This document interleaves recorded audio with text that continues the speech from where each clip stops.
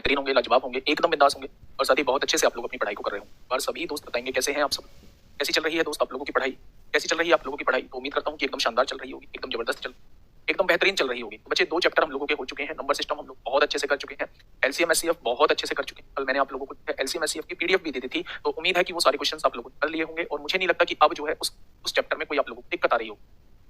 जब भी आप किसी नई बुक को करते हैं, जब भी आप किसी नए क्वेश्चन को देखते हैं तो दोस्त दिक्कतें आती हैं, उलझने आती हैं। उन उलझनों से घबराना नहीं है, उन दिक्कतों से घबराना नहीं है। आप लोगों को बस ये सोच के चलना है कि एक बार देख लें, एक बार सॉल्यूशन देख लें या किसी की हेल्प ले लें, लेकिन इसके बाद अगर ये क्वेश्चन कभी फिर आया तो हम लोग से नहीं छूटने वाला। मेरे दोस्त 80% क्वेश्चंस आप अभी भी कर पा रहे हैं, तो आप ये मान के चलिए कि चैप्टर जो है वो पूरी तरीके से आप लोगों का तैयार है। 20% हमेशा दिक्कतें आती हैं और जब तक दिक्कतें ना आए तब तक आप लोगों ने सही से पढ़ा ही नहीं है, सही से पढ़ाई की ही नहीं है, ना सही से आप लोगों ने टाइम दिया है। ठीक है भाई, आज हम एक ऐसे चैप्टर की शुरुआत करने जा रहे हैं मेरे दोस्त, इसका नाम होगा ratio and proportion. Ratio and proportion की बात करूं तो मेरे दोस्त इस पर बेस्ड जो है आप लोग कह सकते हैं कि मैथ के अंदर अगर हर एक चैप्टर में बात करूं तो केवल 2 ही चैप्टर्स ऐसे हैं जिनका सबसे ज्यादा यूज होता है। एक तो है बच्चे रेशियो एंड प्रपोर्शन, जिसे हम लोग कहते हैं अनुपात समानुपात। ठीक है भैया, हाँ। एक दूसरा है आप लोगों के सामने मेरे दोस्त परसेंटेज, जिसे हम लोग कहते हैं प्रतिशत।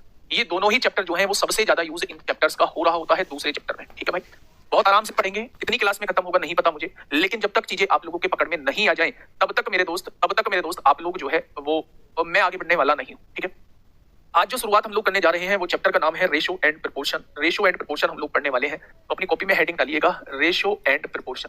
और सबसे पहले मैं आप लोगों को एक चीज बता दूं मेरे दोस्त, जब तक आप लोग आगे बढ़ेंगे नहीं, जब तक आप लोग आगे बढ़ के खुद से चीजों को नहीं समझेंगे, सीखने की कोशिश करेंगे, तब तक मेरे दोस्त चीजें समझ में नहीं आएंगी।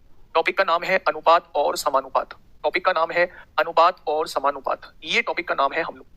अगर मैं आप लोगों के सीजीएल, सीएचएसएल, एमटीएस की बात करूं तो यहां से मेरे दोस्त आप लोगों को 1 से 2 क्वेश्चन देखने को मिलेंगे, 1 से 2 क्वेश्चन देखने को मिलेंगे। वहीं दूसरी तरफ मैं सीपीयू की बात करता हूं तो 2 से 3 क्वेश्चन आप लोगों को देखने को मिलेंगे। ये जो क्वेश्चन का वेटेज होता है ये सीपीयू के अंदर होता है, और ये जो क्वेश्चन का वेटेज होता है ये सीजीएल के अंदर आप लोगों को मिलेंगे, सीएचएसएल के अंदर आप लोगों को देखने को मिलेंगे। ठीक है,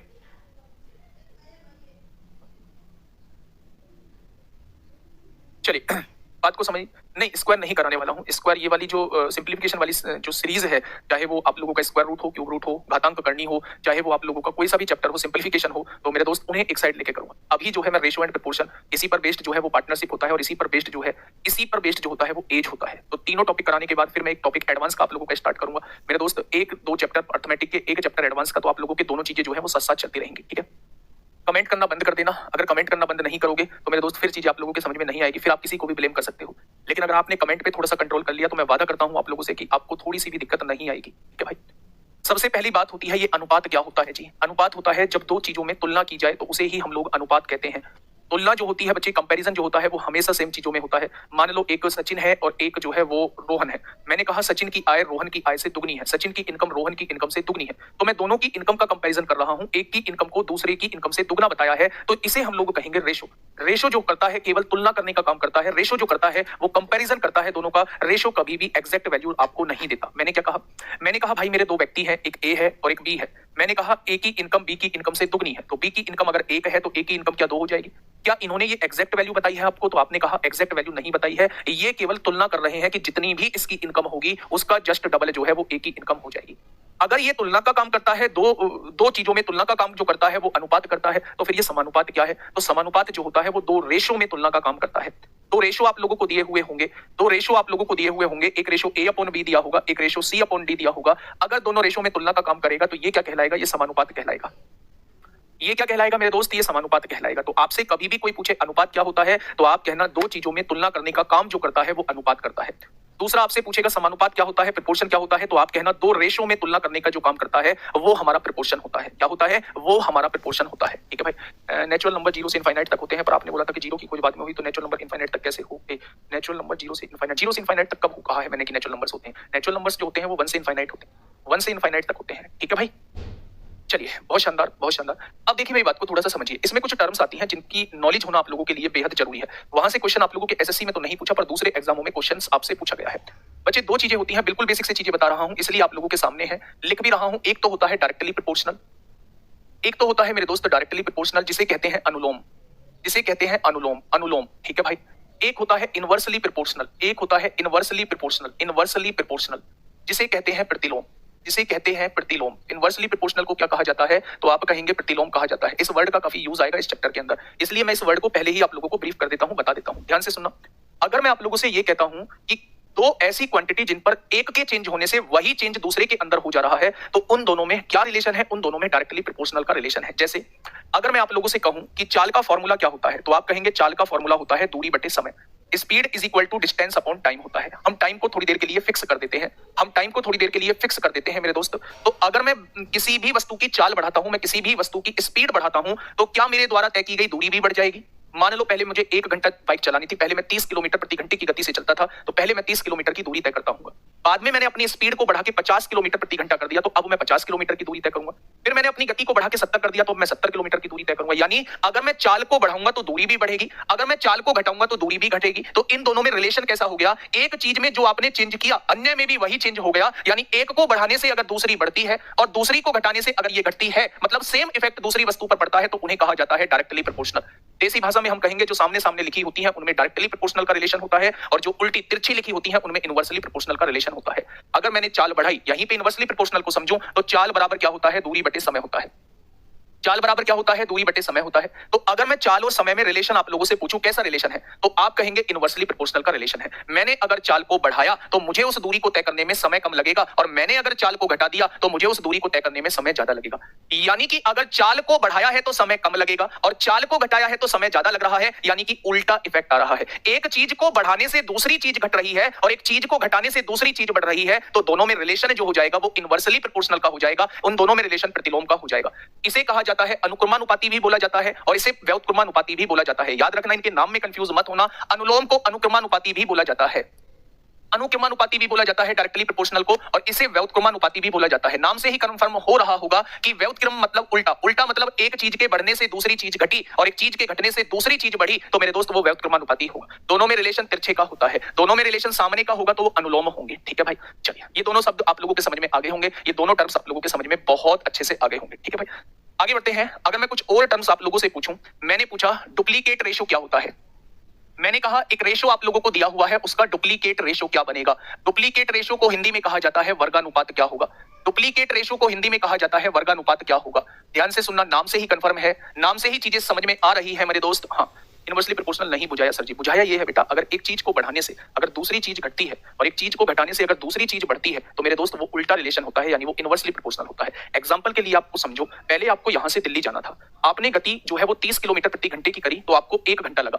फिर आपने अपनी गति को बढ़ा के 50 किलोमीटर प्रति घंटा कर दी, तो आपको समय अब कम लगेगा, 45 मिनट का समय लगेगा। आपने अपनी गति को और बढ़ा के 80 कर दिया, अब आपको आधा घंटा लगेगा। तो जैसे जैसे आप स्पीड बढ़ाते जा रहे हैं दूसरी तरफ, वैसे वैसे समय कम होता जा रहा है। यानी कि एक चीज के बढ़ने से अगर दूसरी चीज घट रही है, तो उन दोनों में जो रिलेशन होगा वो इनवर्सली प्रोपोर्शनल का होगा, वो व्युत्क्रमानुपाती का होगा। ठीक है भाई, मैंने आपके सामने लिखा है मेरे दोस्त, मेरे साथी, डुप्लीकेट रेशो क्या होता है। मान लो एक रेशो आप लोगों के सामने दिया हुआ है, वो रेशो दिया हुआ था 2/5।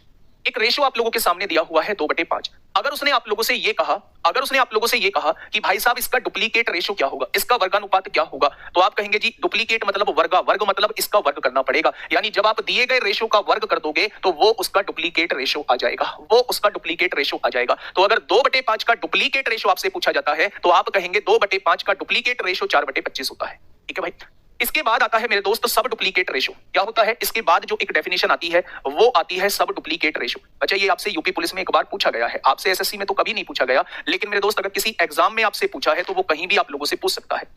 दूसरा जो पॉइंट है, एक पॉइंट है वर्गमूला अनुपात। दूसरा जो पॉइंट है, एक पॉइंट है वर्गमूला अनुपात। यानी कि अगर आप लोगों को कोई रेशो दिया हुआ है, मान लो आप लोगों को रेशो दिया हुआ है 9/16, आप लोगों को रेशो दिया हुआ है 9/16, आपसे पूछ रहा है सब डुप्लीकेट रेशो क्या होता है। अब इसकी हिंदी जब आप देखोगे तो हिंदी आप देखोगे वर्गमूलानुपात। वर्गमूल मतलब दिए गए रेशो का अगर वर्गमूल निकाल देंगे तो वो उसका वर्गमूलानुपात हो जाएगा। यानी कि अगर 9 का वर्गमूल निकालूं तो 3 आएगा, और 16 का वर्गमूल निकालूं तो 4 आएगा। मेरे दोस्त इसका वर्गमूलानुपात ये हो जाएगा।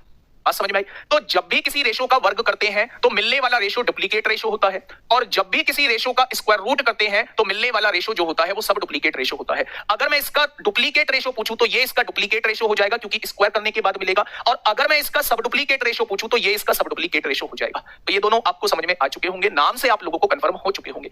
जैसे आप लोगों ने डुप्लीकेट रेशो और सब डुप्लीकेट रेशो पढ़ा, ठीक वैसे ही ट्रिप्लीकेट रेशो होता है और एक सब ट्रिप्लीकेट रेशो होता है। मुझे लगता है कि मुझे इन डेफिनेशन को बताने की जरूरत नहीं है, आप लोग झटाक से मुझे बता देंगे कि इसका ट्रिप्लीकेट रेशो क्या होगा और सब ट्रिप्लीकेट रेशो क्या हो जाएगा।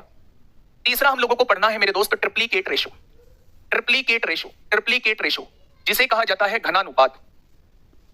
जिसे कहा जाता है घनानुपात, और एक लास्ट हम लोगों को पढ़ना है इसमें सब ट्रिप्लीकेट रेशो, सब ट्रिप्लीकेट रेशो, जिसे कहा जाता है घनमूला अनुपात, जिसे कहा जाता है मेरे दोस्त घनमूला अनुपात। ठीक है भाई, ये दो चीज आप लोगों को पढ़नी है। जैसे हम लोगों ने डुप्लीकेट रेशो पढ़ा, ठीक वैसे ही हम लोग ट्रिप्लीकेट रेशो पढ़ने वाले हैं।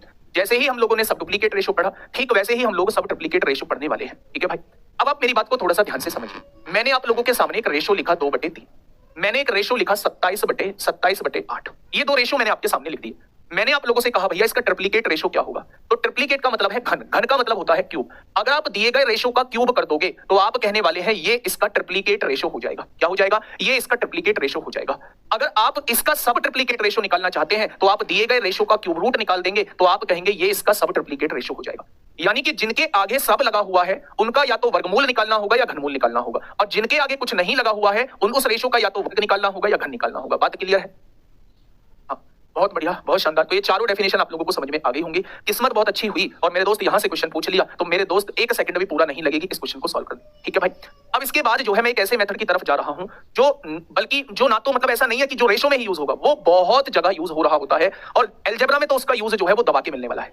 रेशो में भी मिलेगा लेकिन एलजेब्रा में उसका यूज जो है उस मेथड का दबा के मिलने वाला है। मैं कौन से मेथड की बात कर रहा हूं? मैं बात कर रहा हूं कंपोनेंडो और डिविडेंडो की। तो मेरे दोस्त हेडिंग डालेंगे कंपोनेंडो और डिविडेंडो क्या होता है, कंपोनेंडो एंड डिविडेंडो क्या होता है, कंपोनेंडो एंड डिविडेंडो क्या होता है। मेरे दोस्त हम इस मेथड की बात करने वाले हैं। अगर मैं आप लोगों से कहूं कि इसकी हिंदी क्या होती है तो इसकी हिंदी कहते हैं योगांतरानुपात भी हम लोग इसे बोल रहे होते हैं, योगांतरानुपात भी हम लोग इसे बोल रहे होते हैं। पहले इसके नाम को थोड़ा सा समझिए फिर इसके काम को समझना।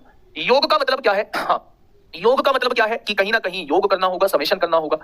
अंतर का मतलब क्या है? कहीं ना कहीं डिफरेंस करना होगा। यानी एक ऐसे मेथड की हम लोग बात करने जा रहे हैं, एक ऐसे मेथड की हम लोग बात करने जा रहे हैं जिसके अंदर बच्चे योग भी देखने को मिलेगा और अंतर भी देखने को मिलेगा। यानी कि समेशन भी होगा और डिफरेंस भी मेरे दोस्त होगा, समेशन भी होगा, डिफरेंस भी होगा। जैसे अब देखो मैं आपको बताता हूं कि एक्चुअल में मेथड होता क्या है। आप लोगों को एक रेशो दिया हुआ होगा A/B, कोई भी रेशो आप लोगों को दिया हुआ है और इसके इज इक्वल टू में यहां एक रेशो आप लोगों को दिया हुआ होगा। एक एग्जांपल से समझाऊंगा, पहले आप मेरी बात को समझिए कि ये योगांतरानुपात होता क्या है। जब आप लोगों को दो रेशो दिए हुए हो और एक तरफ आप लोगों को ऐसा कुछ दिया हो, मतलब जो न्यूमरेटर है बिल्कुल सेम वही डिनोमिनेटर दिया हो, बस दोनों में साइन का फर्क हो। मैंने क्या कहा? जो न्यूमरेटर दिया हुआ है इसको न्यूमरेटर कहते हैं, इसको डिनोमिनेटर कहते हैं। जो न्यूमरेटर दिया हुआ है वही डिनोमिनेटर आप लोगों को दिया हुआ हो, केवल साइन का फर्क हो। जैसे आपको दे दिया ऊपर b प्लस सी, नीचे दे दिया b माइनस सी। भाई b और c दोनों ऊपर भी मौजूद है, नीचे भी मौजूद है, साइन का फर्क है। आपको दे दिया k प्लस p, नीचे दे दिया k माइनस p, तो यहां भी साइन का फर्क है। आपको दे दिया 2x प्लस 3y, नीचे दे दिया 2x माइनस 3y, यहां भी साइन का फर्क है। आपको दे दिया 4x प्लस 7y, नीचे दे दिया 4x माइनस 7y। तो जहां न्यूमरेटर बिल्कुल डिनोमिनेटर से मैच करता हो और दोनों में केवल साइन का डिफरेंस हो, तो वहां दिमाग के एक कोने में ले आना कि यहां कंपोनेंडो डिविडेंडो लग सकता है। यहां कौन सा मेथड लग सकता है? यहां योगांतरानुपात लग सकता है। अब ये योगांतरानुपात होता क्या है, ये कंपोनेंडो डिविडेंडो होता क्या है? तो मेरी बात को थोड़ा सा गौर से सुनना मेरे दोस्त। योगांतरानुपात ये कहता है कि इस वर्ड में सबसे पहले आया है योग। योग किसका करना होता है? योग किसका करना होता है? तो ऊपर वाली संख्या में नीचे वाली संख्या को जोड़ दीजिए। आपने जोड़ दिया, फिर आपको करना होता है अंतर, तो ऊपर वाली संख्या में से नीचे वाली संख्या को घटा दीजिए। मेरी बात समझे? योगांतरानुपात का मतलब होता है, कंपोनेंडो डिविडेंडो का मतलब होता है पहले ऊपर वाली संख्या में नीचे वाली संख्या को जोड़िए और फिर ऊपर वाली संख्या में से नीचे वाली संख्या